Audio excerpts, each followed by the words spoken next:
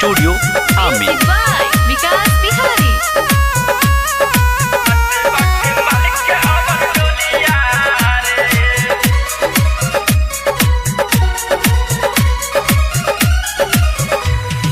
कैसे हम रे जाते बाटे माल के हमर डोलिया रे। हाँ कैसे हम रे जाते बाटे जान के हमर डोलिया रे। दिलावा उतोरी के हमारा के छोरी के जात बिया देखो ने हमारे। कैसे हम रे जाते बाटे माल के हमर डोलिया रे।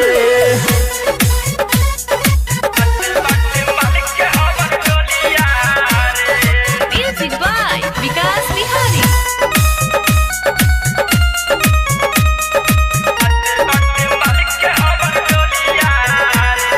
जान से हम ज्यादा ओकर से प्यार कहीं दिलावा तोड़ी के ससुराल गई।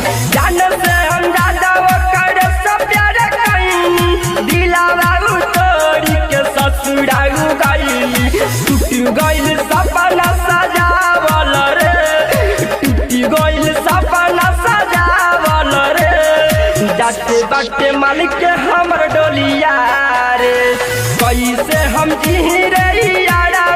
रे जाते बाटे मालिक के हमर डोलिया रे। Music by Vikas Bihari.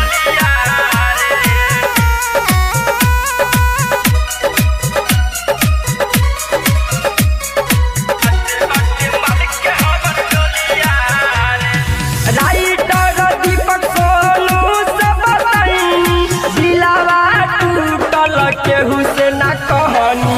Writer दीपक रवि से बताई दिलावा टूटल हम केहू से ना कहनी।